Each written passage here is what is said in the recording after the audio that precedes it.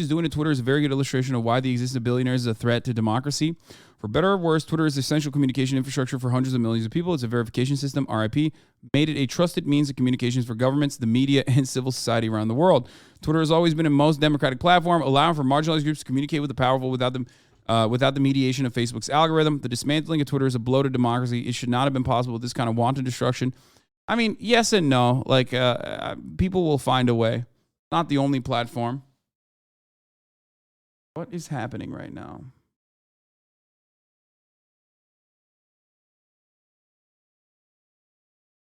Yeah, I know Elon Musk lied about his education. We're gonna look at that as well. Okay, here we'll get to that in a second. But I want to see. I want to look at more threads on why Twitter is doomed on Twitter. Ironically, I've seen a lot of people asking why does Twitter think it's why do people think Twitter is doomed? As an SRE and a systems admin for 10 plus years in industry experience, I wanted to write up a few scenarios that are real threats to the integrity of the bird site over the coming weeks. For context, I've seen some variant of every one of these problems pose a serious threat to a billion user application. I've even caused a couple of the more technical ones. I've been involved in triaging or even fixing more. Random hard drive fills up. You have no idea how common it is for a single host box to cause cascading failures across systems, even well-engineered fault-tolerant ones with active maintenance. Where's the box? What's filling it up? Who will figure that out? Physical issue with the network takes down a DC. I gather Twitter is primarily on-prem, and I've seen what happens when a tree knocks out a critical fiber line during a big news event. This has literally happened on Twitch. Okay? There have been instances where, like, not just Twitch, but servers, like servers will, or data centers, or, servers will catch on fire or some shit. You know what I mean? An accident happens at a server. All of a sudden, the platform's going down. That sort of stuff is hard to fix. That sort of stuff is really hard to fix if you don't have employees to fix it. Okay?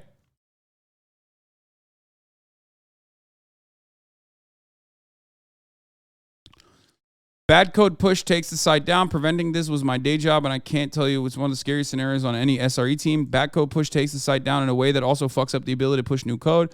It's the absolute nightmare scenario. This stuff is like really fucking... It's a little too nerdy, this thread.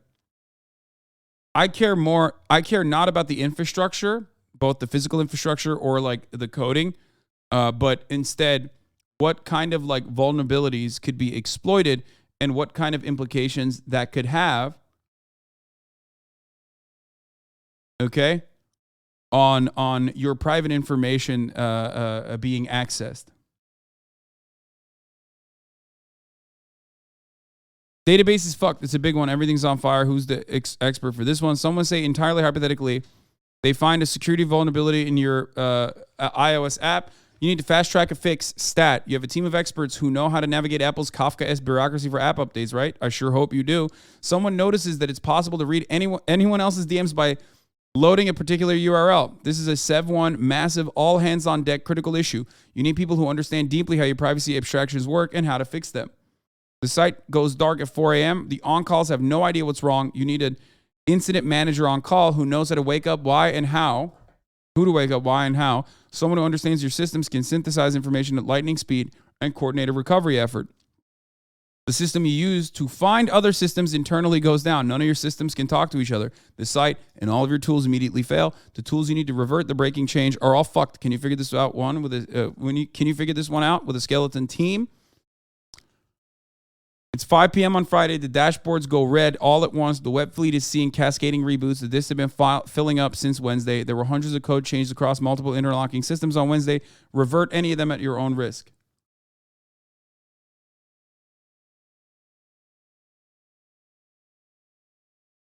The amount of politician DMs that could be leaked from this and the potential implications that has is unimaginable to me. But for some reason, people don't see that. A user in the Philippines is about to post CEI onto the platform. You cannot leave that content up. What is CEI? Is it CP?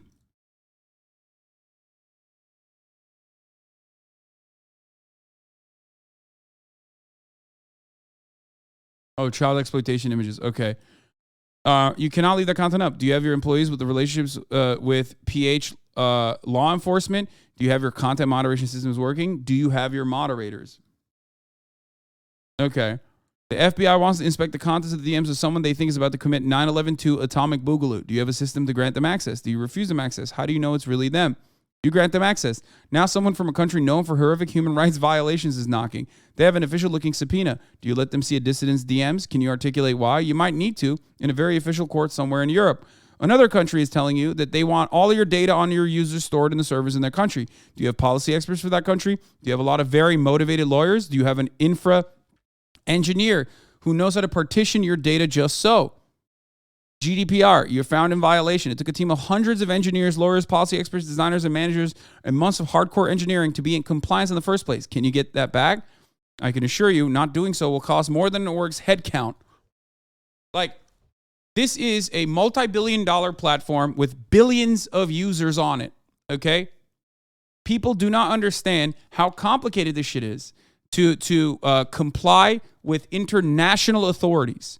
That is just one of the 7 million different issues, complications that will arise. And that is what we all foresaw ahead of time. It's not like I'm a fucking smarty pants. I don't understand half the shit this guy's talking about. Okay? But even in areas that I'm a little bit more knowledgeable on, I could fucking tell you with a certainty that the way that Elon Musk was operating the platform and trying to fucking rip apart the actual workforce, the actual labor force of Twitter, was going to lead to catastrophic meltdown-inducing results.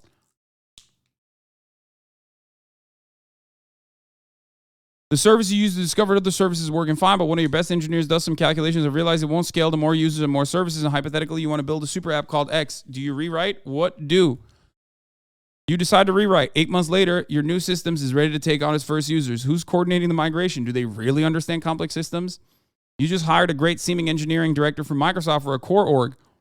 Slowly, their org's productivity slows, and their attrition climbs way up. The director swears everything is fine. If you fire the director, one of your VPs suddenly has like 18 reports. What do you do?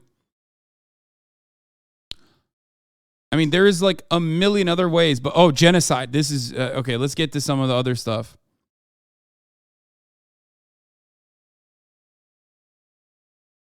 Genocide. People use your platform to orchestrate mass murder, the machetes and the churches kind, and fast, lightning fucking fast. You need to be prepared before. If you don't have a team who knows how to detect and stop this ASAP, your ass is getting dragged to The Hague. That's not going to happen because he's a billionaire. Let's be real. He's above the law, just like Mark Zuckerberg was. He literally said, oopsie, this already happened. There's an example of this that already happened on Facebook. Mark Zuckerberg was unironically implicated in the genocide of Rohingya Muslims in Myanmar, okay? Mark Zuckerberg was implicated. Facebook was implicated for WhatsApp and the lack of moderation happening on Meta-owned platforms, okay, that unironically was seen to have a tangible, long-lasting effect on the genocide that was occurring.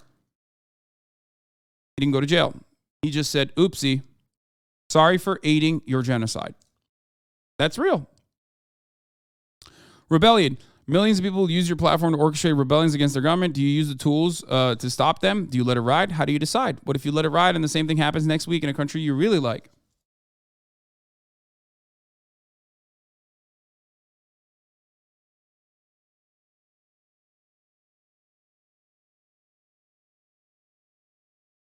So, there are a lot of issues. A lot of complications that will arise. I'm not going to get through all of them. Meanwhile, Elon Musk is completely unable to deal with any of those things. It is mind-boggling that he is trying to run this as a singular force because he is pissing off every single person that runs the goddamn fucking things that need to be working at all times. New email from Elon to the engineering team. This came out at 9 a.m. this morning. From Zoe Schiffer. Anyone who can actually write software, please report to the 10th floor at 2 p.m. today. Before doing so, please email me a bullet point summary of what your code commits have achieved in the past 6 months. Elon Musk is also asking for up to 10 screenshots of the most salient lines of codes from Twitter engineers. Again, what? Again, no context as to what this is about. We know Twitter's engineering teams have been gutted by layoffs and resignations. What's next? Yesterday, Twitter told employees the offices were closed and badge access was suspended until Monday. Employees are extremely confused. In an email for remote Twitter engineers, Elon Musk says he wants to speak to people on video. Only those who cannot physically get to Twitter HQ are excused. But if possible, I would encourage you to fly to San Francisco present in person. He'll be at office until midnight. What? There is no fucking way this is real.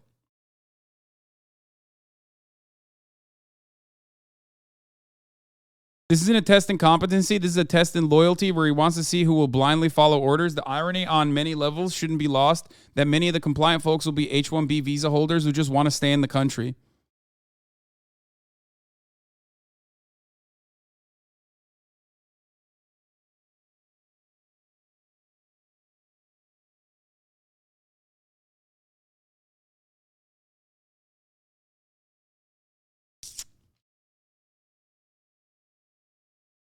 I mean, that is kind of wild.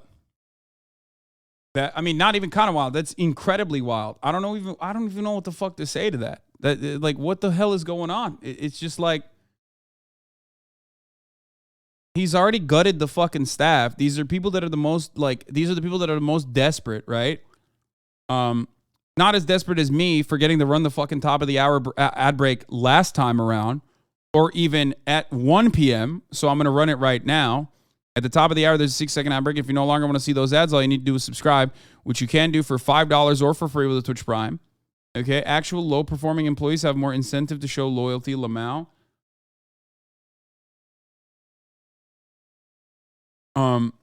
I just don't understand. I work in tech, and I honestly think all Elon stuff shows most people don't understand how software is made. It's like saying the most important part of construction is the foundation and not the architecture or planning. Well, it's also like a building, you kind of build it and there's compliance and there are, inspections that need to be done on it, but it's not the same as like an active website. Imagine if you build the building, okay, and then you have to constantly keep building it, like all the time, literally nonstop. And there's constantly people coming into the building and out of the building, and you literally have to build the roads and make sure that the new fucking rooms and the new corridors are working all perfectly in unison. It is not like a building in that regard, because the building is, as the chatter pointed out, the building is moving around, okay, all the time. And there's issues. There's so much maintenance.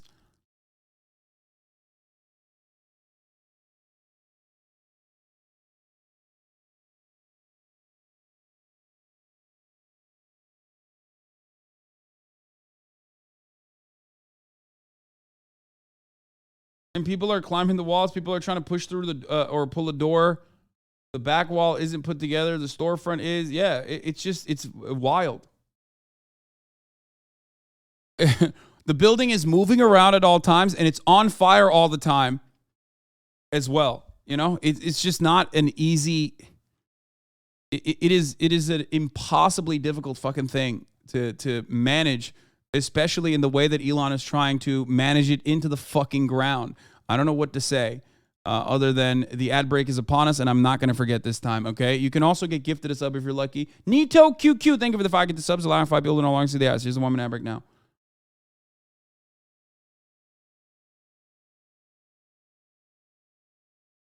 It's not just a website with a few dudes typing code, Lamau. Yeah, I know. That's what I'm saying. People don't understand it. I visited Twitter in college for the CS club stuff, and the engineer said their worst day was during the World Cup. Site constantly went down. Guess what's going on right now? Yeah. I know. I read that. That was you literally are sending me it's real by linking me the same fucking tweet that I just read. Holy fuck, chatter.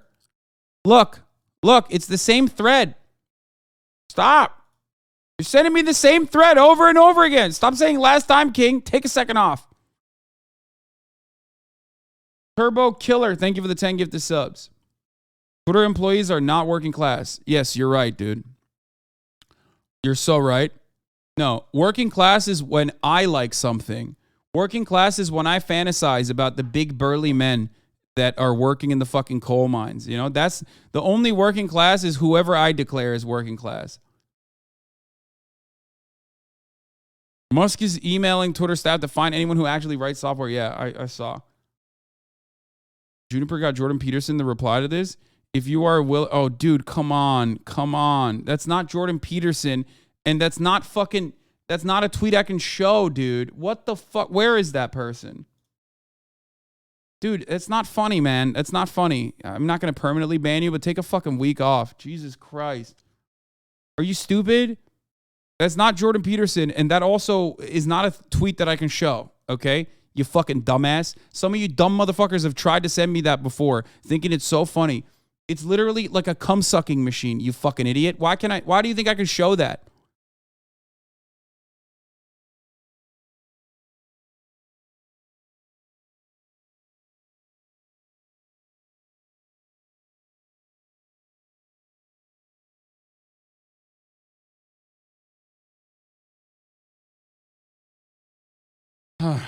Anyway.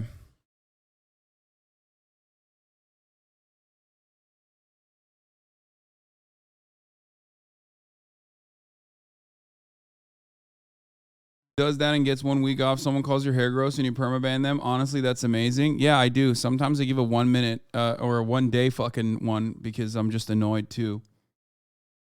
I did see the projector on Twitter headquarters last night. Yes. Someone posted this Elon Musk, supreme parasite, petulant, pimple, apartheid, profiteer, yada, yada, yada. That's what they did on Twitter headquarters. I know. He's owned. He's so fucking owned. I know. Not that it matters. Elon, after telling Visa holders to work more, or do you think Elon's trying to bankrupt Twitter on purpose so he clears the debt he has from taking a bad deal? I don't know how that works, man. I don't think that's how that works. Oh, yeah, ew. Don't show me Kyle Rittenhouse ever again.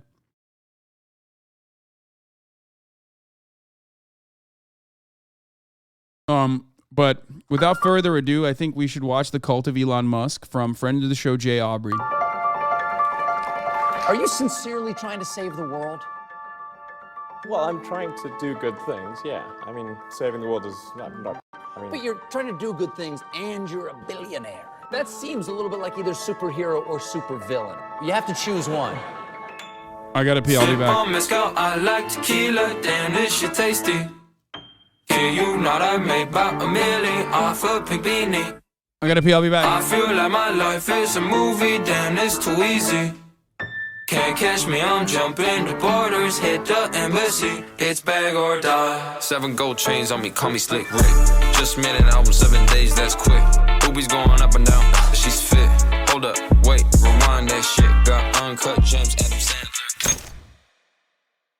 Stan culture terrifies me. Going so far as to steal your favorite streamer's water bottle at a convention, or getting a tattoo of a YouTuber's single strand of hair is alarming and should probably be studied. This girl tattooed Drake on her forehead. It was love. I mean, it's crazy. It's surreal. I don't even want to look at it anymore because it's super surreal, you know?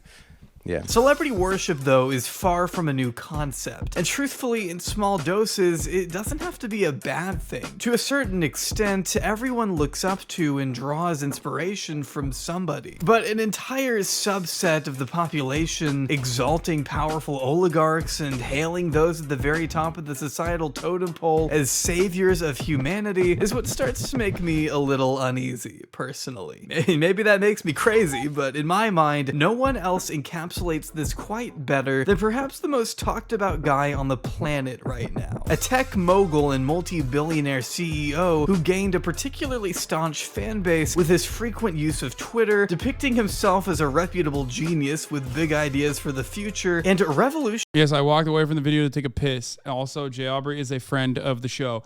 Update on Buddha. Oh yeah, I forgot. I was texting him this morning. He's out of the hospital. Here, let's look at this update on Buddha real quick, and then we'll continue with the video. Hey all, got discharged today. They claimed the surgery went well and kept me at the hospital to make sure I was okay. I go back for a CT scan in 2 weeks, but assuming all goes well, I don't show any symptoms, I should make a full recovery in a few months. Right now, I'm on an anti-seizure meds that will be taken day by day. No timetable for return, considering this was one of the scariest things I've ever experienced. Thank you for all the kind words and love. It means a lot and helps me push through. We'll update here when I can.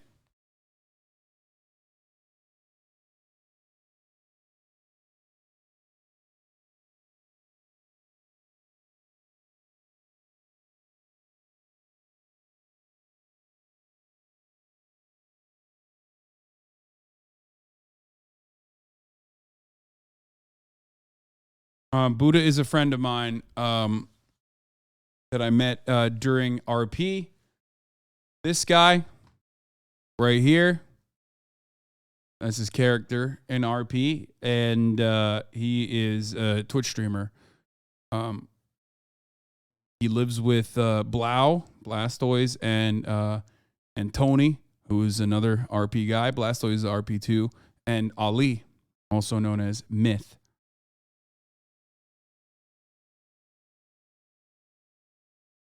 But I'm glad he's okay. Revolutionizing the automobile industry with the first ever exploding cars, making headlines most recently for his acquisition of the biggest mass communication site on the face of the internet. While some say he's the very elitist oligarch his fans claim to despise, others continue to insist he's not like the other girls being billionaires. He works for us, the people, vowing to spring humanity forward.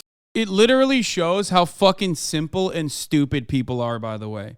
Like, assuming that Elon Musk has your best interest in mind, only because he, like, reposts, you know, memes from 2008. Okay? It just goes to show, like, how easy it is to dupe some of these fucking defenders of billionaires. I mean, it is mind-boggling. They are so fucking stupid, dude. To explore new frontiers outside of our planetary boundaries, right? But how honest is this image he wants us to buy into? That's what I'm here to find out today, as we peel back the curtain behind the most beloved savior of Earth, Elon Musk. Ladies and gentlemen, Elon Musk!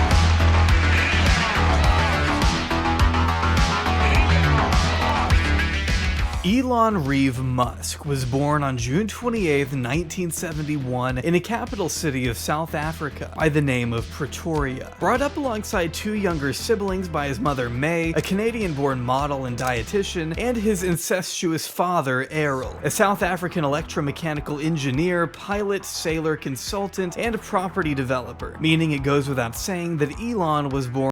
You cry, but he still does more than other billionaires? Yes, you're right. I have yet to see another billionaire create mass labor action this much against themselves this quickly, ever. Okay? So you are right. He does do more. Yeah. Like, in that regard, Elon Musk is like a fucking revolutionary. You know what I mean? He is the dialectical force of evil that is so transparently bad at his fucking job of being a capital owner that all he needed to do was just sit around and just let his money printer continue in the same way that fucking Bill Gates does, for example. But he decided instead to be the fucking forward face of billionaire failure. And for that, you know, I respect him. I think that's great. I'm glad he did that. Congratulations. Thank you, Elon Musk. Born into a life of extravagant wealth, a fortune that only grew larger when his fathers stumbled upon a golden opportunity to sell the family's private jet to some Italians in exchange for half a Zambian emerald mine, giving the family access to all the emeralds they could have ever wanted. Gems which, interestingly enough, Errol claims to have sold himself, hiring a cutter in Johannesburg and pawning them off along his trips as an engineer across the globe. Though that all depends on who you ask. While Elon was once happy to discuss the mine in 2014, he's since denied it ever existing. Not sure what happened there. Maybe he just a bit forgetful. There's no evidence whatsoever of an emerald mine. That's crazy. This is going to sound slightly crazy, but my father also had a share in an emerald mine in Zambia. I was 15 and I really wanted to go with him. Elon in 2014. Errol, though, detailed the scale of the family's luxury in a 2018 interview with Business Insider, stating, "We had so much money at times we couldn't even close our safe. With one person holding the money in place, another would slam the door. And then there'd still be all..." Okay, I love this. This is like comical. That's like a very funny, cartoonish way to describe wealth, okay? That's like saying, we had so much money, sometimes I would plunge in to my gold, like I'm Daffy Duck, you know what I mean? Just Scrooge McDuck. I would plunge into the fucking pool at the home that was filled to the brim with gold coins. all these notes sticking out, and we'd sort of pull them out and put them in our pockets. Being driven to school in a convertible Rolls Royce, the Musk children had thoroughbred horses to ride and motorbikes at the age of 14, as Errol went on to describe in another interview. An illustrious lifestyle that not everybody in apartheid South Africa could relate to say the least. See, at the time, Elon belonged to a rich minority who was granted better education and healthcare opportunities, giving him a significant head start compared to the less advantaged groups during apartheid. Not everybody's dad owned a stake in a Zambian emerald mine, is what I'm trying to say. Having an influential family with the relevant resources and connections to get ahead is what ultimately allowed him to move to Canada during his teen years. The truth was that's a certified banger from Felix. Guy who does computers at work. This is really gonna upset all people who do computers at work who are all gay and weak. Yeah. Exactly. I mean, that's it. That is the same shit. That's exactly what Ben Shapiro did earlier as well. Okay? Same fucking energy, same shit.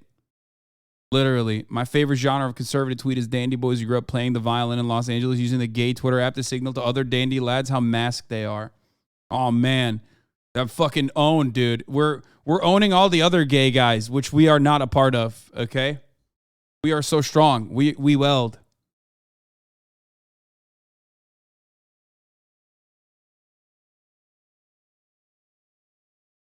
Okay, his parents had been divorced since 1980, and living with his dad was a decision he ultimately came to regret, as the two had more than a turbulent relationship. A cushy upbringing didn't mean one free of familial trauma. Very violent.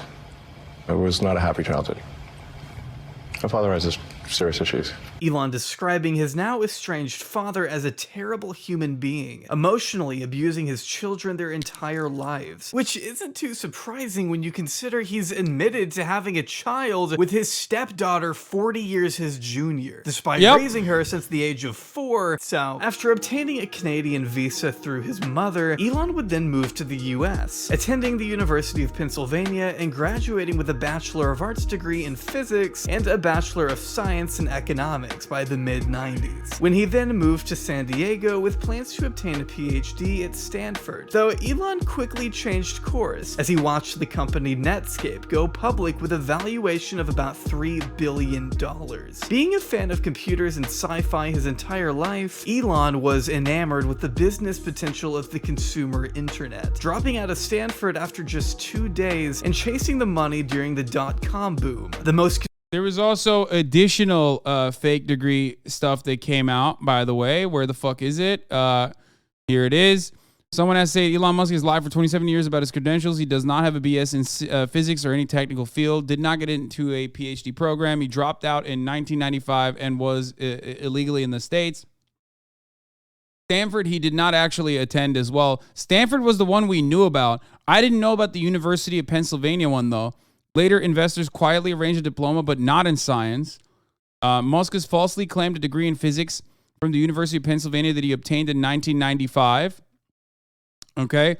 When he, in fact, had no such degree, and the only degree he holds was obtained later than that. Upon information and belief, Musk's only known undergraduate degree is a Bachelor of Science in Economics obtained from the University of Pennsylvania in 1997. In various securities registration statements filed for PayPal with the Securities and Exchange Commission, Musk repeatedly represented himself as having received a BS in physics from the University of Pennsylvania and a BS in economics from the Wharton School of the University of Pennsylvania in 1995. Here it is. Musk co-founded Zip2 Corp in 1995, where he worked in a number of roles, including chairman, CEO, CTO. Mr. Musk received a BS in physics from the University of Pennsylvania and a BS in economics from the Wharton School of the University of Pennsylvania in 1995. That did not happen. He lied to be able to, he faked it till he made it, basically. Because we were talking about this last night, and people were like, why does he feel the need to lie about this shit? Well, the reason why he had to lie about it is because that gave him bona fides. That gave him like a qualification that he did not have, and it allowed him to con people. If the goal is to start a company, I would say no point in finishing college. In my case, I had to, otherwise I'd get kicked out of the country. Yeah. So that was important. But Although you went on and you got a master's degree as well, right? I came out to Silicon Valley to do a PhD at Stanford in applied physics and material science to work on ultracapacitors for use in electric cars. And that's what I was going to do. And then I decided to put that on hold to start a company. But since I already had my undergrad, I could then get an H-1B visa and that kind of thing. So the H-1B visa requires a degree. But other than that, I would have, if that wasn't the case, I probably would have stopped education sooner. So it really depends on. I mean, dude, that's like, yeah, I was gonna be a neurosurgeon. Yeah, as the chatter also pointed out, I was gonna become a neuroscientist, but I decided, you know, whatever, like, it's fine. I don't need that actually. No one disputes his economics degree. How was he in the country illegally? Oh, because he actually didn't get it. He dropped out in 1995, and when he dropped out in 1995 as an immigrant, he was overstaying his visa, which I don't have a problem with, by the way, for the record. And then they offered him an honorary degree after. To be clear, no one cares about the degree. The immigration violation is history. What matters is Elon's big lie, pretending to be what he isn't. The academic stolen valor subverts judgment, but he's a genius, and it opens him to influence. It makes him a security risk. Elon's key influences are the PayPal mafia capos, Peter Thiel and David Sachs. They urged him to buy Twitter, advise him on running it, both with childhoods in apartheid South Africa, angry culture wars at Stanford, now working in Thiel's political project to upend democracy. So Elon matters. And people around him are not America's friends. Someone has to call out these secrets. Not America's friends. Yeah, I mean, who gives a fuck about America, okay? They're capitalists. I think what I care about more is that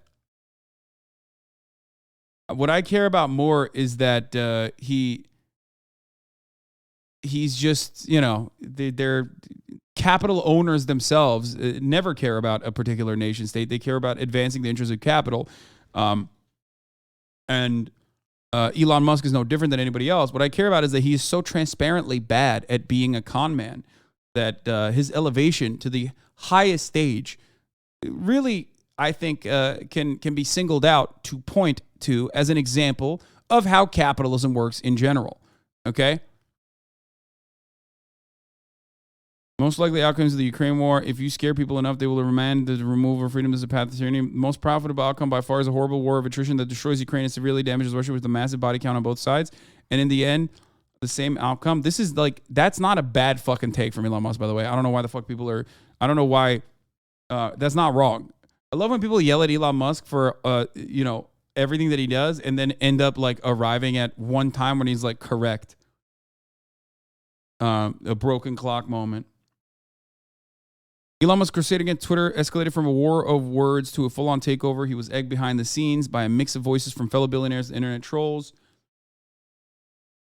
Okay, let's get back to the fucking video. Convenient timing imaginable for a guy like Elon to be enveloped in Silicon Valley. After hearing a botched pitch from a Yellow Pages representative during his time as an intern, Elon recognized the need for searchable directories online and conferred with his brother / good friend of another famous billionaire whose name escapes me, Kimball, to do just that. After being primarily— Ooh, he said the Kimball.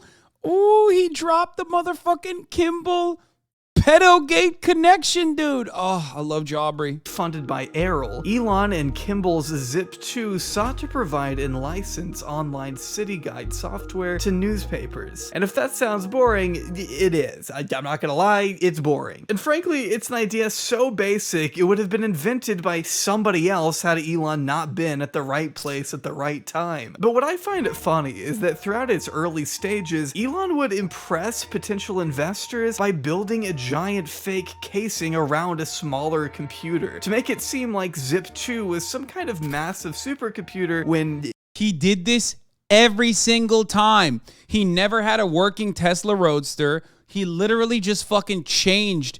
He changed the chassis and like the outside of a fucking other car and made it seem it's the same. The human robot that danced is the exact same. He has always done this. It was literally a Mercedes-Benz, right? Or was it a Lotus? Oh, yeah, it was a Lotus. Okay, yeah. No, that's how he does it every time. And it's like documented too. Art of the deal, baby. He has always been a fucking scam artist. TrueAnon's coverage on Elon Musk's trajectory was one of the best pieces of podcasting I've ever fucking consumed. Okay, I'll say it to this day. It was so goddamn good. It was so ahead of the game too. Like, it wasn't. Kicking off a disturbing pattern of lying to investors that's... Wait, can you explain the connection between him and Jeffrey Epstein? I'm out of the loop. Kimball Musk, his brother, dated one of the girls that was living in the Jeffrey Epstein compound in New York. Kimball Musk, his brother, Elon Musk's brother, who also operated the failed, what was it, like renewable energy, the fucking sun panel shtick that they had for a brief while, that they kind of have like a solar city. That brother is also connected to Jeffrey Jebediah Epstein.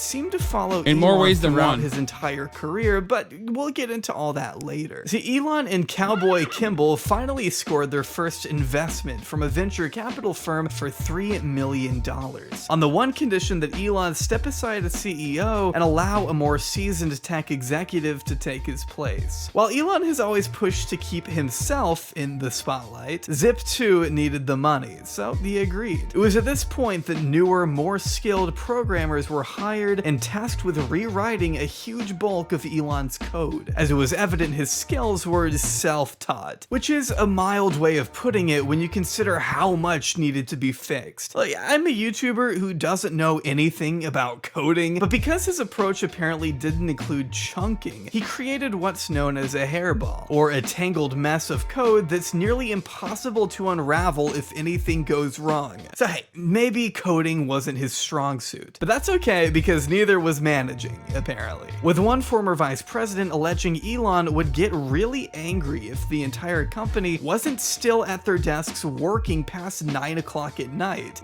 That's crazy. Doesn't that seem exactly like what's going on right now? With one notable exception, that it's the top of the hour and it's time for another 60-second ad break. If you no longer want to see those ads, all you need to do is subscribe, which you could do for $5 or for free with the Twitch Prime. It's not 9 p.m., it's 2 p.m. here in California, Los Angeles, folks. And it's time for a 60-second ad break. This time right on the motherfucking dot. You can also get gifted a sub. There's also a hype train happening right now. If you're lucky, you can get gifted a sub. If you're not lucky, though, make your own luck. Here's the 1 minute ad break now. Really not on today, buddy. At least we're on time. God's third leg. Thank you for the 10 gifted subs. Chili Cookie, thank you for the 5 gifted subs. Allowing 15 people to no longer see the motherfucking ads. Banjo Paints and General Justinian, thank you for the 5 gifted subs as well.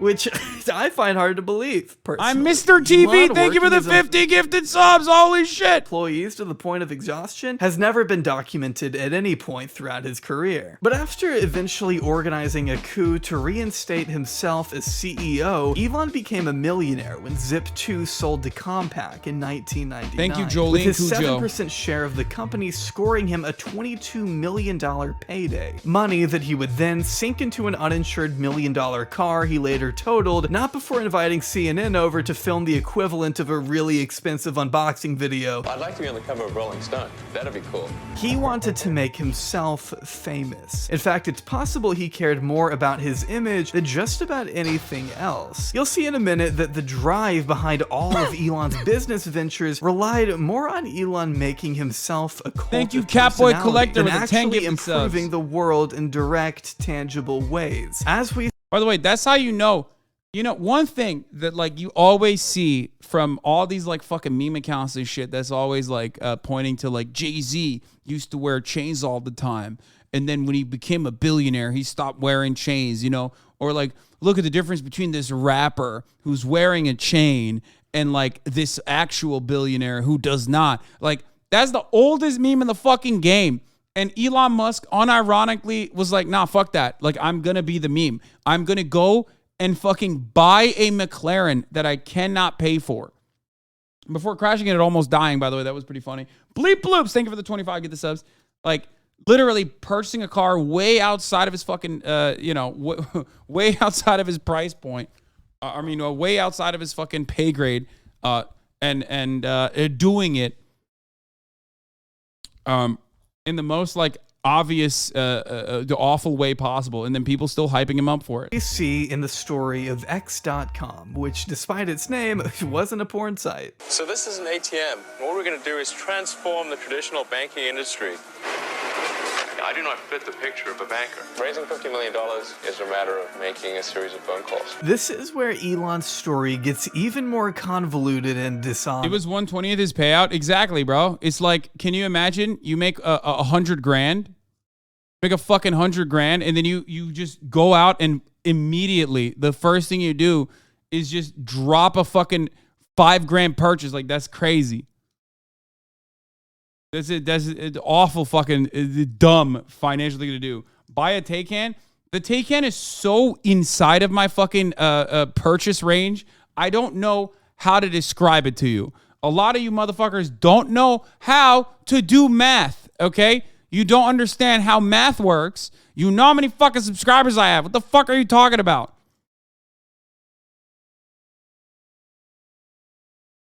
When going through his list of accomplishments, many incorrectly credit Elon for founding PayPal, when in fact, he didn't. His company X.com merged with another company that had already created and been using PayPal for up to a year prior. While he promised to revolutionize online banking by throwing $12 million at X.com, all he actually managed to do was talk up a big game and make up a bunch of false promises about an online banking software in order to woo investors. The truth was, their technology was faulty at best, with one glaring flaw even allowing users to transfer money from any... This one was the most bananas thing that even I didn't know about. One of the issues, this issue was so fucking bananas, dude. ...account in the nation's... PayPal under Musk once gave credit cards to anyone who wanted one. I mean, great. ...banking system using only an account number. Employees felt as though Elon had promised the moon and the stars, but had in return delivered nothing close to it. So they were leaving in droves along with one of the co-founders. Struggling to support itself, X.com merged with a competing payment company called Confinity, owned by fellow billionaire and enjoyer of young people's blood, Peter Thiel. He and Confinity received widespread press coverage in 1999 with the launch of PayPal. But despite misconceptions, PayPal was ultimately a product of Confinity, only adopting the name X.com because it was thought to have more marketability than the names Confinity or even PayPal, which was abandoned when early consumers thought it was a porn thing, so they went with PayPal. And it didn't help that Elon was suspected by executive Rolf Botha of not disclosing important financial details to the board, and with the company losing so much money under Elon, more and more people there were questioning his decision making. So they organized a coup to overthrow him as CEO and replace him with Bloodman Thiel. It worked, and Elon was removed from his executive position at PayPal while on his way to Australia, cutting his honeymoon a little short. As for PayPal, both of these nuts justified the decision by claiming it would have killed the company if Elon stayed on as CEO for 6 more months. Though Elon still kept his stake in PayPal and made about $180 million when it sold to eBay in 2002. This is my favorite genre, again, other than like wimpy conservatives being like, I'm a manly man because I say what manly men should be doing. This is like when you already have money, okay? Especially if you're in the right place in the right time. Silicon Valley, when the tech bubble is like developing after the dot-com bubble has ended and people have forgotten. Or the dot-com bubble has just ended and the tech bubble is like exploding. You just basically, as long as you sit in the right fucking seat, you're set. Like you will literally fail upwards over and over again. Like this motherfucker was fired from his job and made $180 million, dude. He cashed out, but I cannot emphasize enough how little he actually had to do with making the company a success. And he certainly wasn't a founder despite going to extreme lengths to make you think he was. But at least Elon only did this once, right? Right? He wasn't the founder in the sense of he wasn't, we started it. I'm not sure why he has to also say that he was a founder when he wasn't. I don't understand that. Oh, yeah, whatever. Before we go any further, let me clear something else up. Elon is not the founder of Tesla. Despite this lie being spewed It's just like so weird that people they still repeat this shit. Like, they still say it. This motherfucker is bought into everything that he supposedly fucking founded. Okay? And I'm sure J Aubrey will get into this now, every venture after the fucking Silicon Valley shit that he was like fired from or was not able to fuck up because people smarter than him in the same circles who were also demons were like, dude, calm the fuck down, okay? We're just going to make you money against your will. Shut the fuck up. Basically, every single one of his businesses are reliant on government subsidies. Like, they are alive with government subsidies. That's it. No other way for them to operate, okay? Kept afloat by government subsidies. Casually across the internet over and over, the company's real founders go by the names of Martin Eberhard and Mark Tarpenning, who formally incorporated Tesla Motors in July 2003. It wasn't until February of 2004 that Elon Musk even came into the picture, becoming the largest shareholder with an investment of $6.5 million.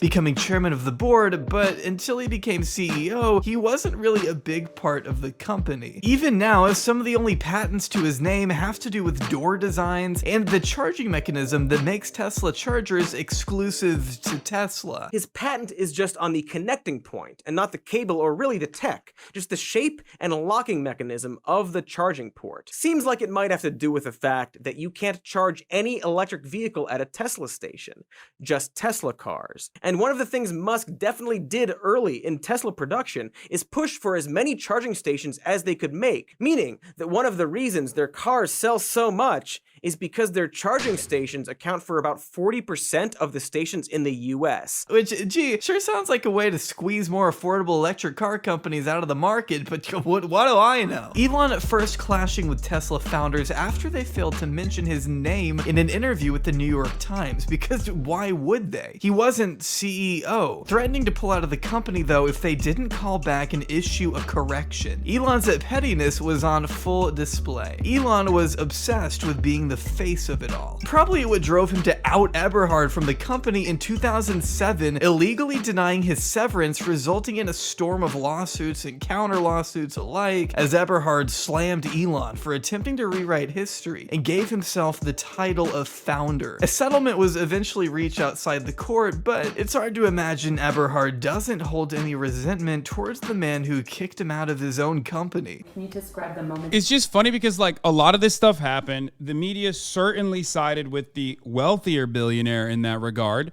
right? Rather than the wealthy inventors and the OG people who worked on it, right?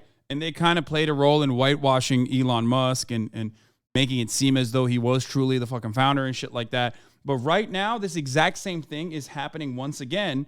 But regardless of how much good nature Elon Musk has been able to fucking build by memeing, okay, by making jokes, like repeating 9gag shit, okay? Ultimately, because it's happening so publicly on Twitter, which is the PR platform, that it is impossible to avoid. I don't think that there are still as many people that are like loyalists to Elon in the same way now as there were before the purchase. I just don't think so. I can't comprehend that. I know the dick riders that stayed are dick riding extra hard. They're dick riding like their lives depend on it. But there's no way that it's the same amount of people. Like, a lot of people thought, oh yeah, he's a genius, that guy, right? Like, he's a smart guy. He's a billionaire. He's a smarty pants. Like, he knows what the fuck is going on. You don't know. You're not a genius. Shut the fuck up. You're not a billionaire. But I don't think that he still has the same level with I don't think he still has like as massive a group of people who feel that way because he's so publicly failing on the PR website. That you realized you could no longer be part of Tesla? No. Is there anything you can say about why you left? I was voted off the island, and in a rather rude way, it wound up with some lawsuits and some settlements, and it's history now. Yeah, so I can't say a lot about it. Going to show that the reality of who Elon Musk is doesn't exactly reflect the big chungus epic wholesome 1000 Reddit image he tries to put forward. At the core, he's still just a soulless businessman. And I promise no amount of Dogecoin is ever gonna change that. So let's focus on ways you can actually get money with the help of today's sponsor, Upside. Upside is an app that allows you to earn cash back on essential purchases you'd already be making. Given that.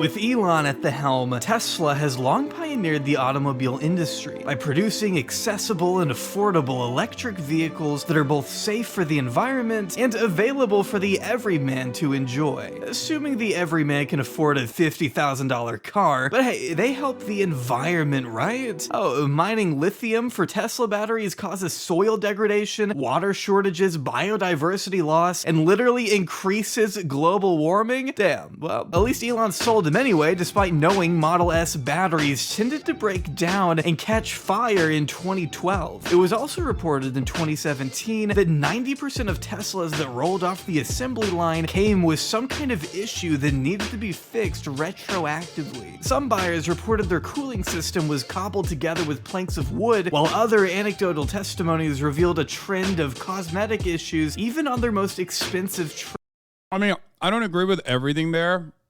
Like, I think across the board, you can basically say that about all EVs at that point. And I don't know if you can, I mean, it's just the future and it will get better. It will certainly get better. Some of the builds, the Tesla specific issues though are, the Tesla specific issues you can complain about 100% though, because like they are 100%. They do have a lot of fucking faulty manufacturing.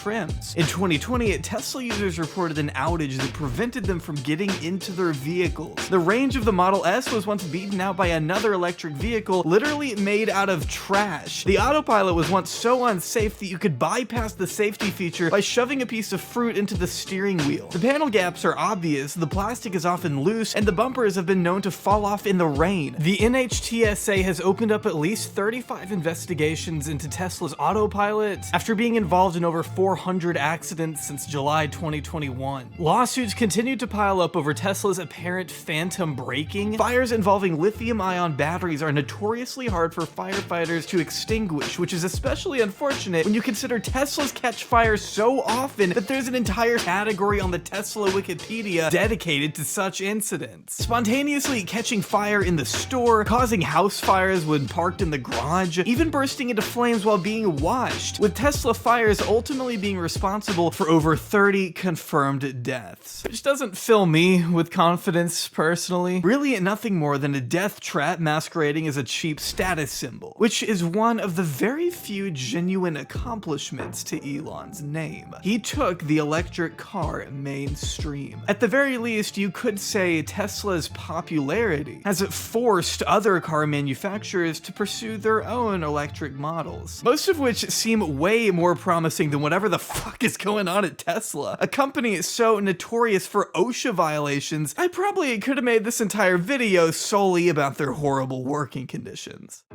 We're hearing from a former Tesla employee who sued and won a discrimination lawsuit against the automaker.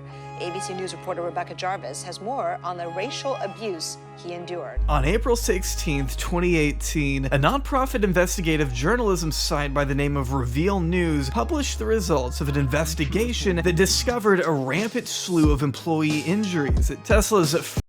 You know when I knew I would never buy a Tesla ever?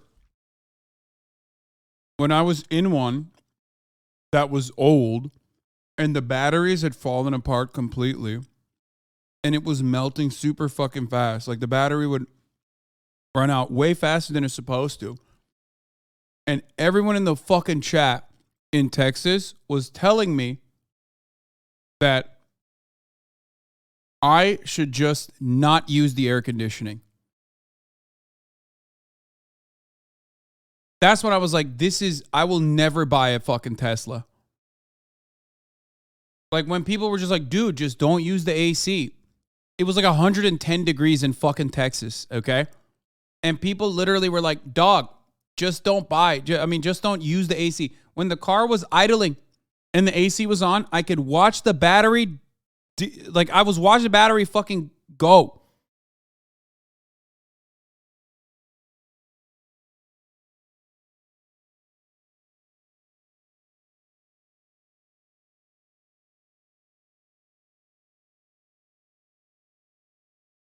It was battery degradation on the Tesla. Absolutely. Okay? I understand that. I'm talking more about the fact that like Tesla lovers, Tesla loyalists were so unhinged in that regard that I was like, one, I don't want a Tesla. Okay? This is insane.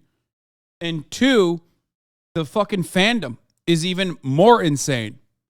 Fremont, California factory that had gone unreported after the company claimed to have made the factory safer than it used to be. Now, I don't know if you knew this, but not reporting a guy's inhalation injuries from breathing in toxic glue doesn't mean it didn't happen. In fact, failing to log serious injuries on government-mandated reports to make your company look safer than it actually is illegal. But right as this investigation was made public, Elon spouted off on Twitter. The problem is journos are under constant pressure to get max clicks and to earn advertising dollars or get fired. After journalist Jessica Huseman reminded him that Reveal News was a non-profit that doesn't have advertisers, Elon suggested they're all rich kids in Berkeley who took their political science prof too seriously. Tesla going on to smear Reveal News as an extremist organization working directly with union supporters to create a calculated disinformation campaign, even though Reveal was just the messenger, basing the report on medical documents, OSHA records, 911 calls, and Tesla's own injury logs, speaking with 5 former members of the Tesla safety team, along with dozens of other former and current employees. Some were union, but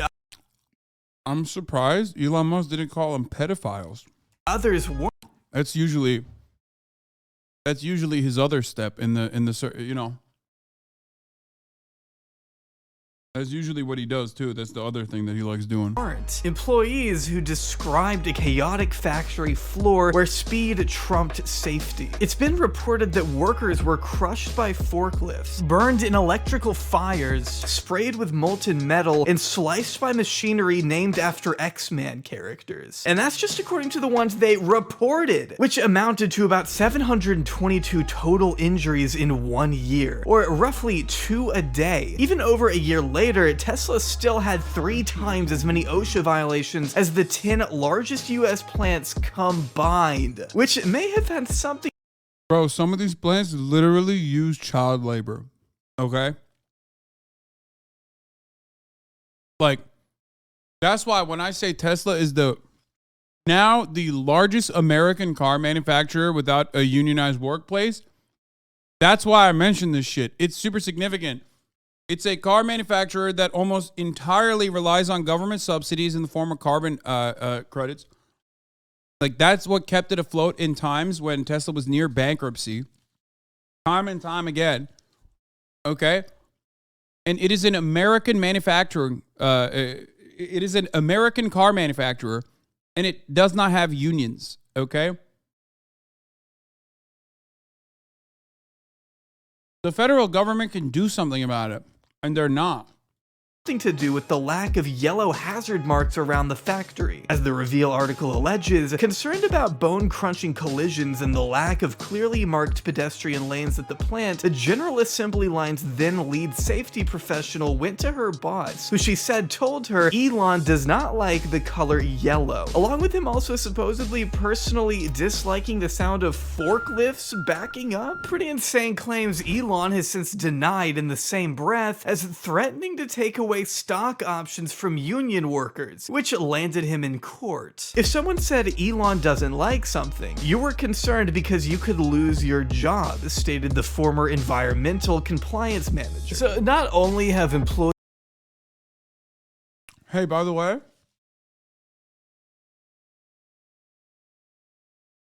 another common thread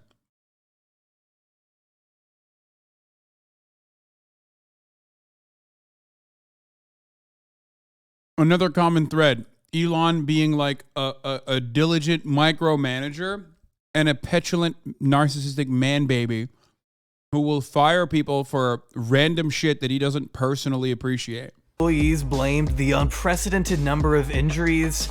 If one more motherfucker tells me Elizabeth Theranos Holmes is sentenced to 11 years, I am going to send you to prison with them. I know, I heard you. You are not the first to market with this news story, okay? Every motherfucker turns into the newsboy with the news cap, you know? Like, extra, Elizabeth Holmes, sentenced to 11 years in prison. Read all about it. I got it, man. I fucking got it. I know. We're looking at something different right now. Shut the fuck up!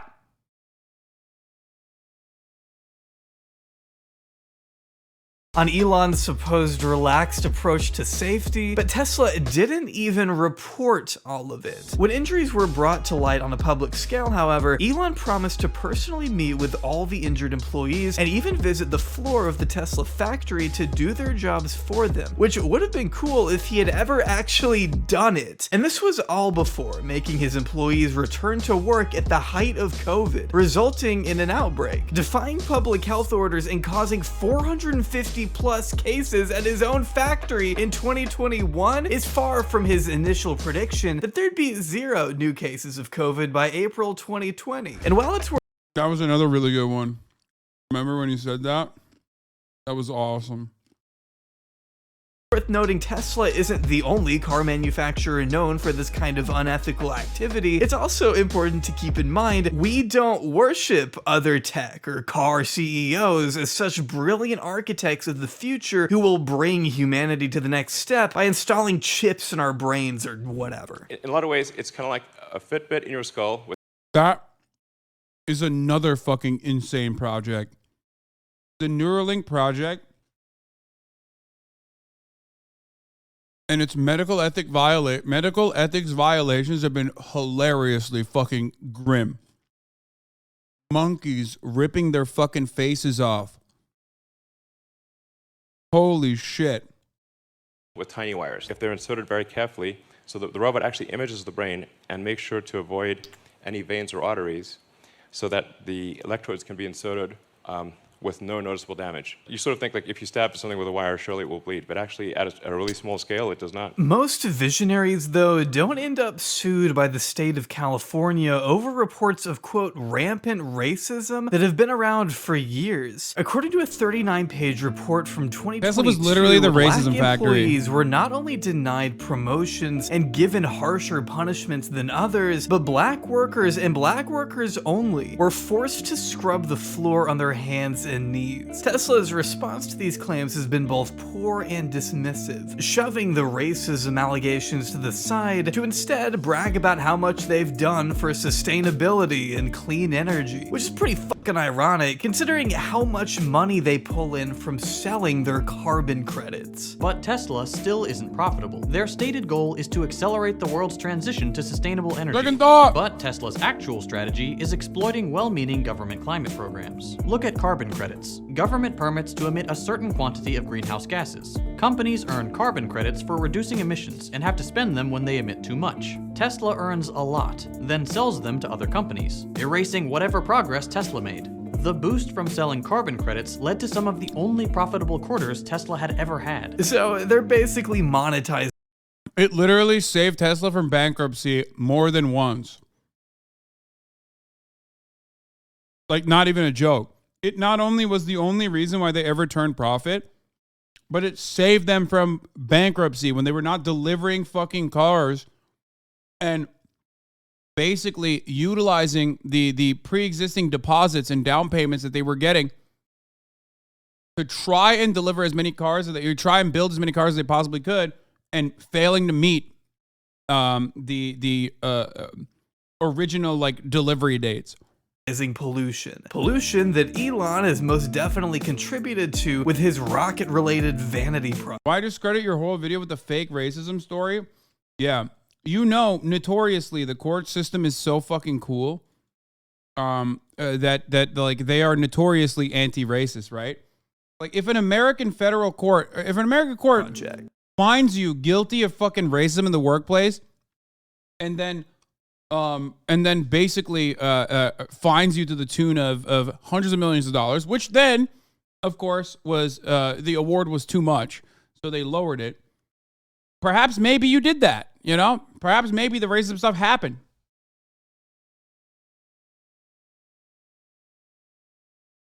If the monkeys are bred in the lab, they can do whatever they want.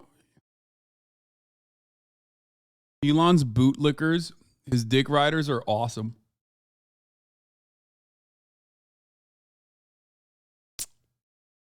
$2 million car sales up 200%. Haters, they're producing 2 million. That was then. This is now. Exactly. This is fake. Racism exists everywhere. It's not exclusive. Wait, what?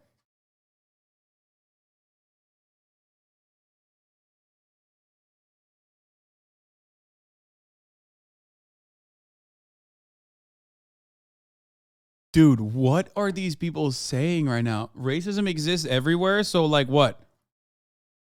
Okay, but we're talking about it existing to a degree in fucking Tesla that allowed a tremendous amount of awards to be given to someone who experienced it.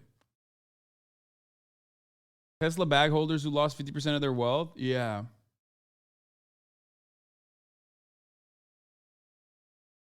Also, Tesla famously had to recall like 90% of its fucking fleet, but that's besides the point, right?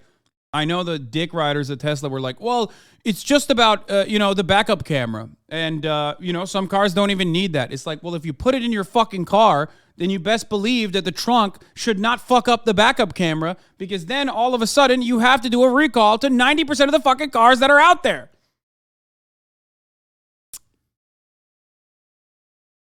Goddamn.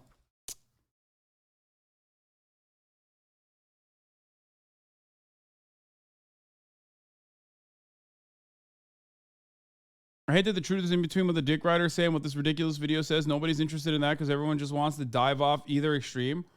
Did anything I say about the fucking recall incorrect? By the way, it's been over a year and I still haven't had a service center appointment scheduled for it. I wonder where those parts are. Yeah. Fango and Megaphonics are the two EV evangelists in the fucking chat. Fango writes about EVs in general.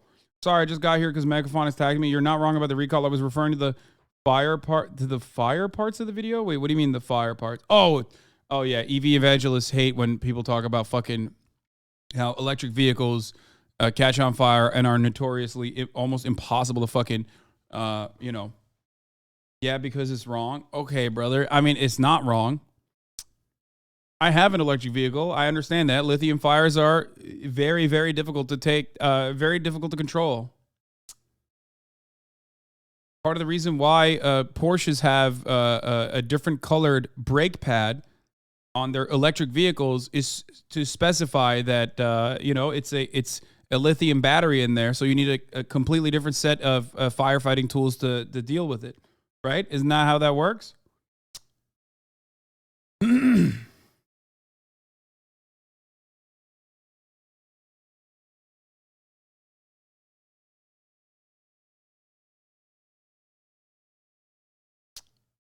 When he can even get them approved for launch, that is. One, being denied in 2020 after the FAA cited a tweet from Musk himself where he predicts a 1 in 3 chance of success. Get this, he launched anyway, and the rocket blew up. I mean, what are we even doing at this point? But who cares? Tesla and SpaceX are thriving. Tesla's value being so high, in fact, that it can never fail, I think. Actually, it's been reported as one of the most overvalued companies in the world because it's seen as a tech company, not a car company. It's why they've got such a lead on Toyota, for example, despite having to recall so much of their inventory. But at least Elon has some great ideas on how to revolutionize the way we get around. Traffic is soul destroying. It's like, this is my least favorite Elon thing. Okay. I'm not even kidding. I don't know why, but this is so grating. What he's about to talk about right now is so fucking soul-sucking. Like, it is personally offensive. Like, he has done so much. He has been a con man from the jump. He may or may not have done, allegedly, sexual harassment to employees.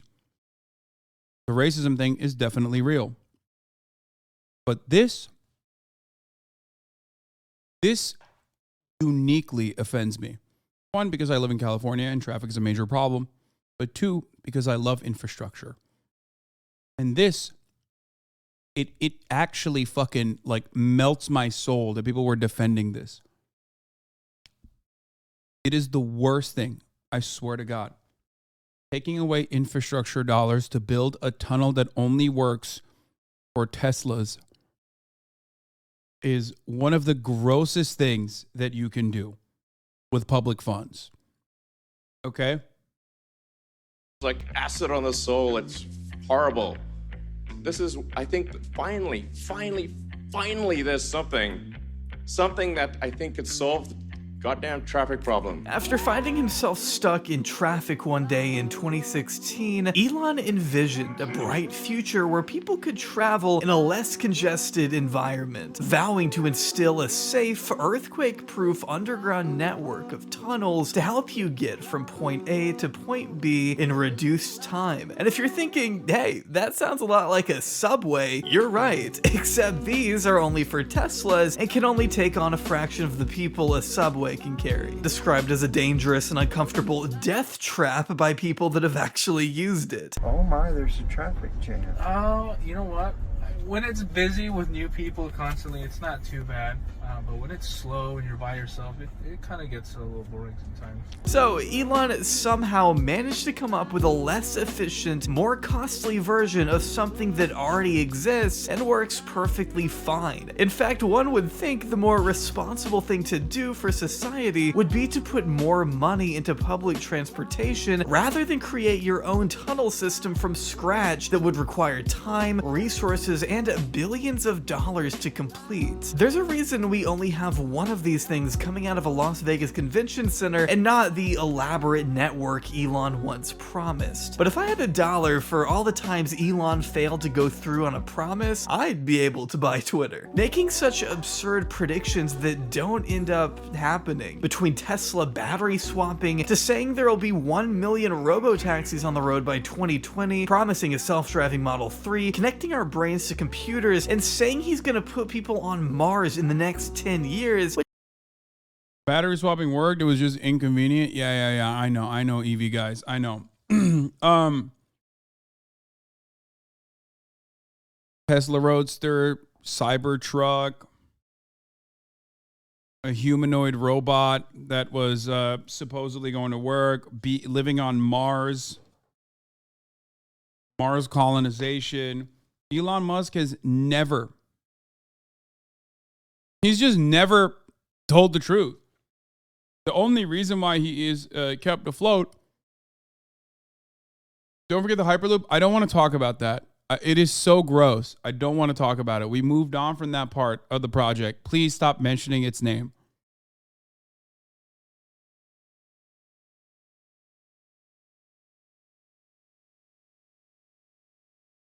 Okay? It is so, like, it gives me an aneurysm to think about. Okay? It gives me a fucking aneurysm to think about a psychotic libertarian billionaire being able to fucking justify taking additional dollars away from our already crippled infrastructure to build personal fucking tunnels.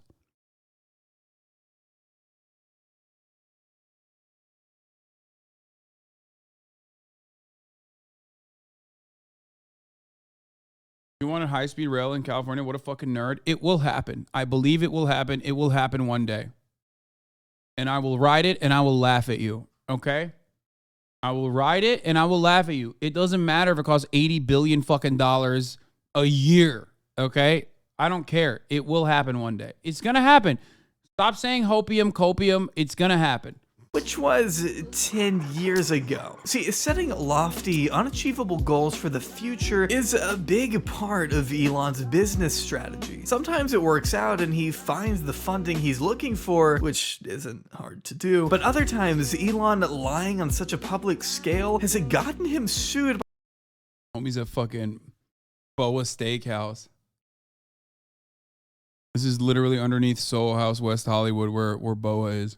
By the SEC when he knowingly lied about taking Tesla private at $420 while he had no plans of actually doing so. Which all goes to suggest that maybe we should approach this guy's ventures with a strong degree of caution and skepticism. Because at the end of the day, does Elon care more about helping the world or helping his image? Positing himself as the cool guy billionaire with cameos on Young Sheldon and The Simpsons only contributes to the latter. Same with going to the Met Gala and hosting what is by far one of the worst episodes of SNL I have ever seen. Maybe if he wanted to be perceived more favorably and make real, substantial societal change in the process, he'd be making more consistent donations, like when he donated $1 million to trees on one occasion, which is $166 million less than what he tried to sue a whistleblower for, and $43,999 million less than what he spent on the worst app. Oh, come on. How are you going to not mention the $6 billion I will pay right now to fucking solve climate change tweet? Every step of the way, we are so cucked by the existence of billionaires. It is so frustrating to me. Like, people, like, billionaires could literally fucking turn around and be like, listen, bitch, I know you are, you're working at the fucking, wait, didn't I say world hunger? What did I say?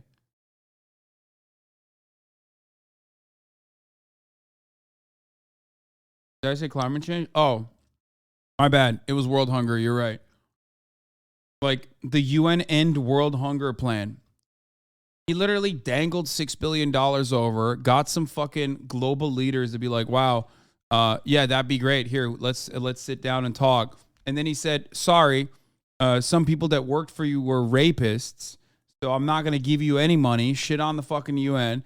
And that's it. He just farmed clout over it. That's all he's ever done. App on your phone. This morning, billionaires debating the direction of the site that has an outsized impact on the spread of information. Elon Musk tweeting overnight, Twitter needs to become by far the most accurate source of information about the world. Former owner Jack Dorsey replying, accurate to who? Elon Musk completed his takeover of Twitter in a $44 billion deal on October 23rd, 2020. Do you think $6 billion would solve world hunger, Lamau? First and foremost, you fucking dingus. Even if it's not a permanent solution to world hunger, $6 billion would certainly go a long fucking way in helping millions of people around the fucking planet. So yes.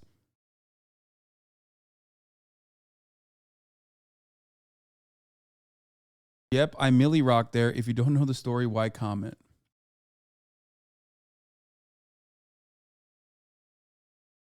Their username is Naruto Roblox. You are talking to a child. Yeah, that's true. Even other Rocket CEOs are mocking Elon at this point. He also has a mostly union workforce in Florida and Alabama, unlike SpaceX. If by hardcore you mean that we are deeply inspired by space, care about our sacred duty to our missions, value our people, and treat them fairly, including a consideration of work-life balance and take care of each other, then yes, absolutely. One, love this too, huh? You can edit tweets now. Sometimes you pay $8 just working at the moment and you catch a typo within 30 minutes. Bro, you're literally just hating as per my previous message. What?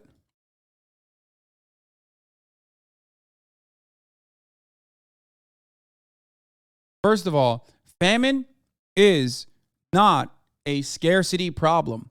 Famine is a logistics problem, and it's not even a problem at all. It is just at the heart of artificial scarcity that you need to have in order to justify paying for food. That's it. Okay? That's it. It's just logistics. And no one wants to solve it because, you know, if you solve it, then all of a sudden profits are not going to happen.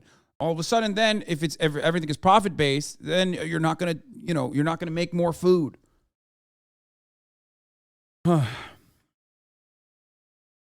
22. Cleaning house by immediately firing the CEO, CFO, and head of legal policy the following day, with rumors that he was about to fire 75%. Yeah, I know California high-speed rail is already under construction, and it will continue to be under construction. Everybody that says it's never going to happen, suck my dick. It's going to happen one day. Okay? It's going to happen. and Brightline West will probably start construction next year, California will have high-speed rail before I die. Okay? 100%. That's not a joke. I mean it. I'm the most pessimistic, skeptical motherfucker of all time. It will 1,000% have high-speed rail before I die.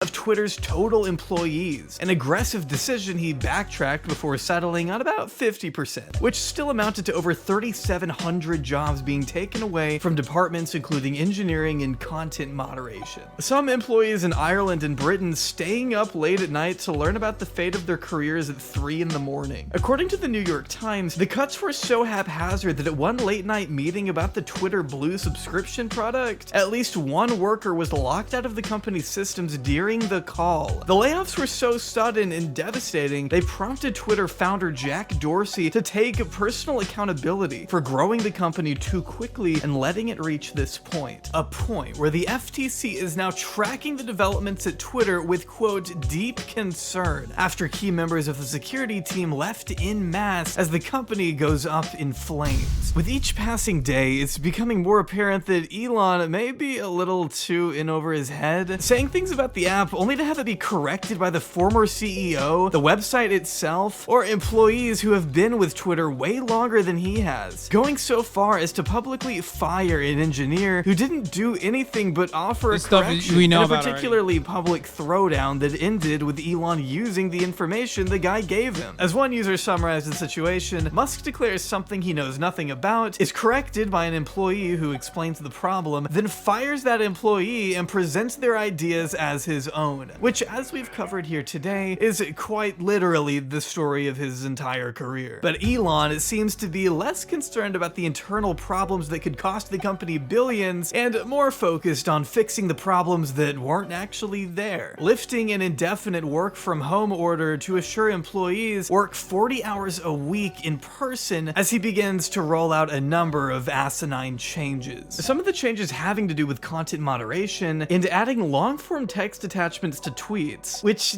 is something that already exists. Why is everyone in the replies pretending that we don't already have this? Twit longer is a thing. This isn't new. The biggest change that you've probably already seen has to do with verification. Twitter, along with basically every social media site, uses a small check mark to indicate that celebrities, journalists, politicians are all the real public figures they say they are, so that people aren't fooled by impersonators. It's a pretty standard, straightforward method that has always Wonder why he didn't use Kanye West.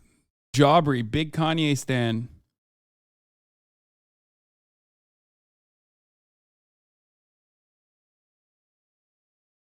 Wonder why I didn't do that.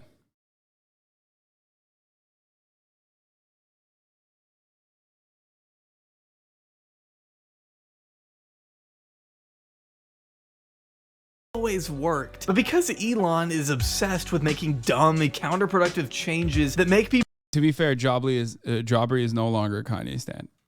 I just wanted to... people pay attention to him, he's decided to change how we view verification, coming up with a plan to charge users $8 for a check mark. But not just for celebrities, for anyone. Floating the idea that paying for a subscription is the only way to make more people see your tweets. Prioritize Twitter search, replies, mentions by verified users first.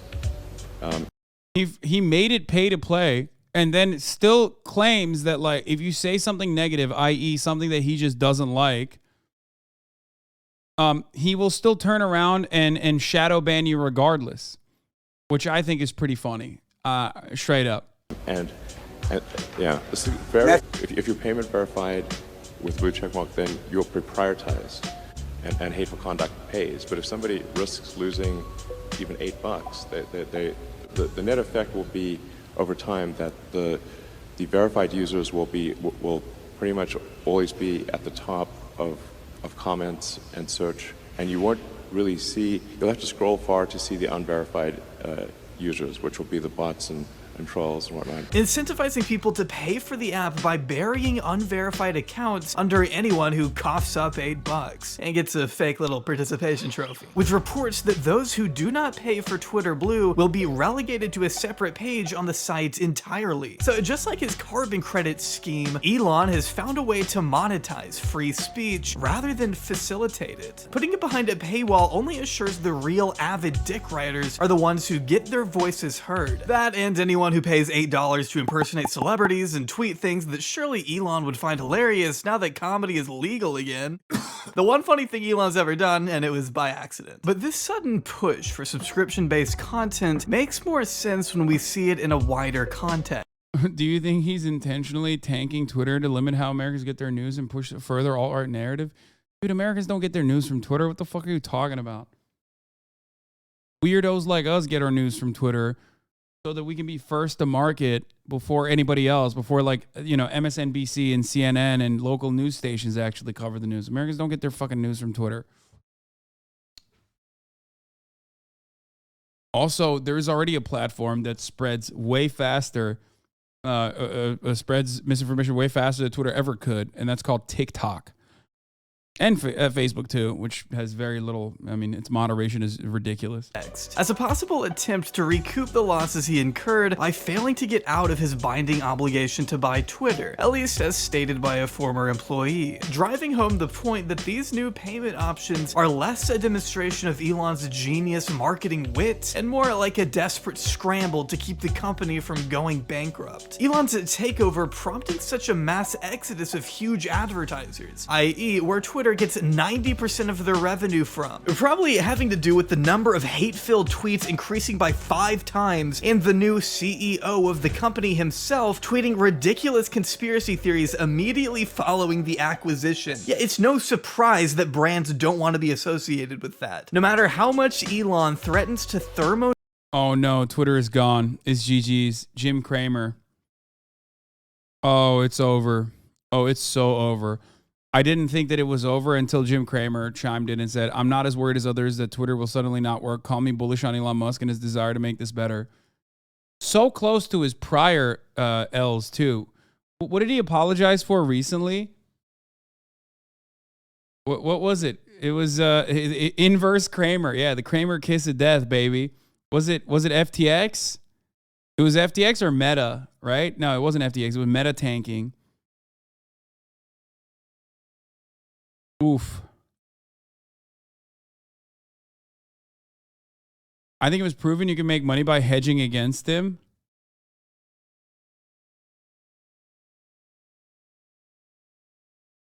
Yeah, I'm reminded of his I had faith in Mark Zuckerberg moment. Nuclear name and shame them in front of 110 million people, which probably won't do much to curb the billions of dollars Elon projects Twitter to lose over the next year, telling employees that bankruptcy isn't out of the question. Of course, the fact he even spent $44 billion at all, more than twice of what Twitter was worth, kind of already demonstrates that being— There's an inverse Jim Cramer ETF that's apparently beating the market by 7%.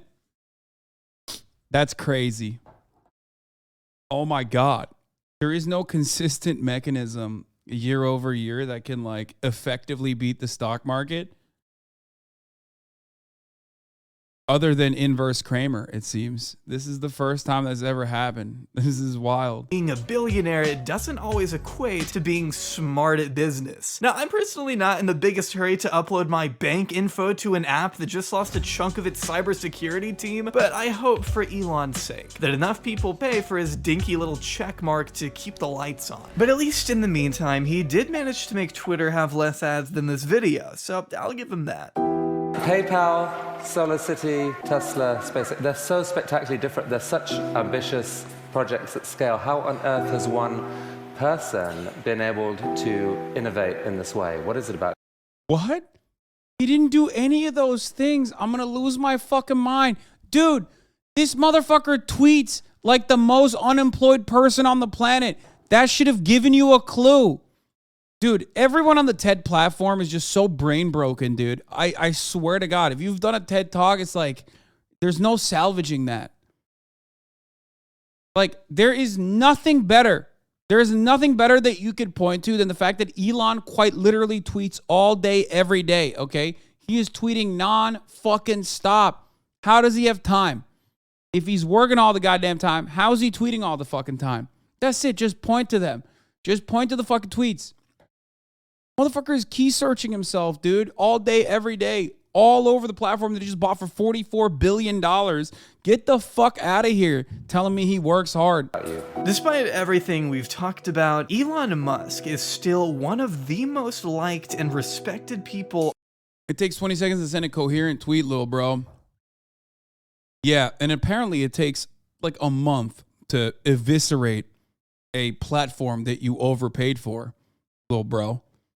Don't defend Elon Musk, man. You just, at this point, like in this community, if you came in here and defended Elon Musk a year ago, you would still been laughed out of the room.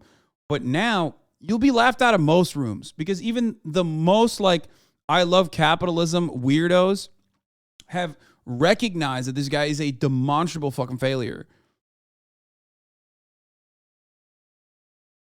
You can swallow that meat all you want. Warning, Elon meat swallowing is at an all-time high. Warning. I know, but like there isn't much meat to swallow left. You know what I mean?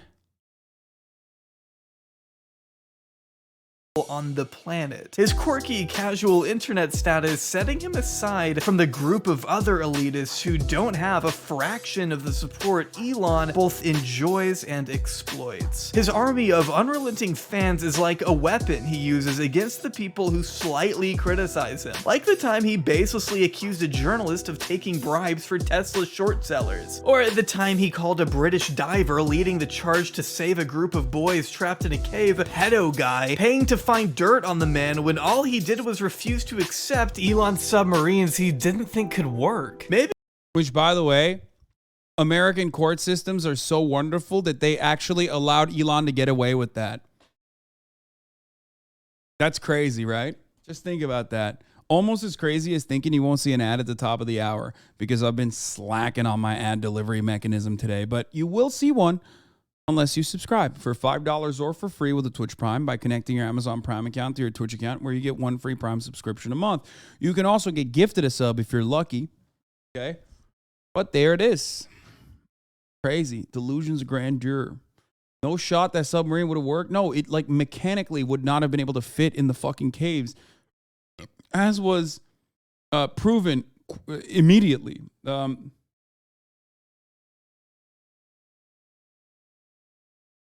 This guy is stretching the bullshit now. He sounds like a dick-eating hater. Every single thing he mentioned with respect to like his fan base, which I assume includes you, okay, the glizzy glazing goblin in the chat, is correct. You can complain about like some broader overreaching claims about like EVs, you know, batteries, things like that. And there are some, there are some areas that like if you look a little bit deeper into, there's a better explainer for why things worked out the way it did, like the battery swaps or whatever. Okay. Why is he calling the guy a pedo? He was trying to pull his torpedo into the children. Yeah. But having said that, this stuff is 100% correct. Like that's crazy. Just like you will correctly see an ad right now. Toku, thank you for the 5 get the subs. Cam Shron, thank you for the 5 get the subs. Let's go. Maybe I'm in the minority on this, but threatening to sue a Tesla whistleblower. Desculpa, é que os sítios. Quem touch Pode-se ajudar-me? Escolhe os teus sítios favoritos. For the 20 gift the subs. Getting a Twitter account tracking all of your flights. Or at the time he allegedly offered a flight attendant a horse after he supposedly exposed himself to her during a massage. Incidents that go completely disregarded or forgotten by his obsessed zealots who soy face at the mere mention of Elon on Rick and Morty or Iron Man or Star Trek. Elon will always be able to preserve his relatable image by annoyingly buying stankmemes.com and posting a stonk meme or posting a Harambe rap song to SoundCloud in 2019 or charging $69,420 for a car or manipulating the market with a stupid shitcoin. See, Elon's cult following comes from the delusional assertion that despite being It's stan culture from the most like relentless fucking annoying nerds who think that they are smarter than they actually are, supercharged by profit motive. Because like not only are you a stan, but then you also buy into the fucking stock. So all of a sudden you're a stan with money to lose, okay? That's the reason why Elon's dick riders are on a different level. People love Taylor Swift. Swifties are kind of crazy sometimes. Turbo Killer, thank you for the 5 the subs. Okay? Same with Minecraft stands. Same with any kind of stand-up, right? BTS. BTS creates music that really just, tugs at the heartstrings of many people all around the world. Same with Taylor Swift. Cinderella believes Taylor Swift has experiences that she's able to so effectively communicate. Elon Musk has stands for all the fucking most like bottom of the barrel memetics that he engages in. But then also on top of that, there's an additional factor here. Okay? I mean, there are so many different components to why people stan Elon Musk because, like, one, he is the singular force of capitalism, right? So if he fails, that means everything you learned about capitalism is probably a failure too, and you can't fucking comprehend that, and you would much rather lean into the delusions than to take a deep breath and look at it and assess the situation a little bit more seriously. There's also, there's also the idea meritocracy. That you are also conditioned into believing. Elon Musk, you have to believe, is a product of meritocracy. He has to be working harder and smarter than everybody else. Otherwise, how the fuck did he make all this money? And lastly, and this is a very important component, they make money when Elon Musk, who is a key man to basically drive the skyrocketing valuation of Tesla. They make money when Elon is making money.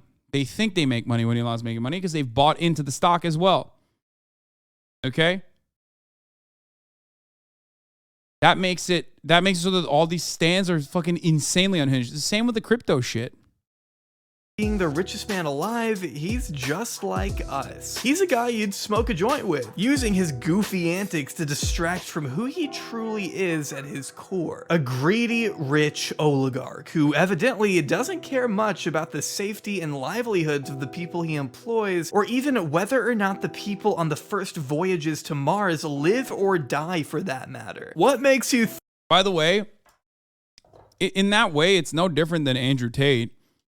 Like and Hustlers University. Remember, you buy into the multi-level marketing and the product itself is Andrew Tate. All of a sudden, you have a lot riding on making sure that Andrew Tate does not come across like a fucking delusional bald weirdo. Okay? So you're gonna ride for him extra hard. You're gonna cut propaganda extra hard for him. So you can ultimately sell his multi-level marketing scheme. It's the same, but at a higher level when we talk about Tesla stock and Elon Musk. Think this guy would ever care about you? Keep on, keep running. This is a banger.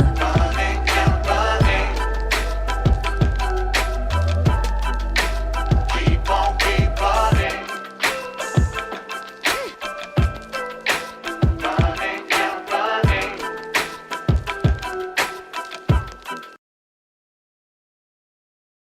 Anyway, absolute banger of a video from friend of the show, J Aubrey. My favorite video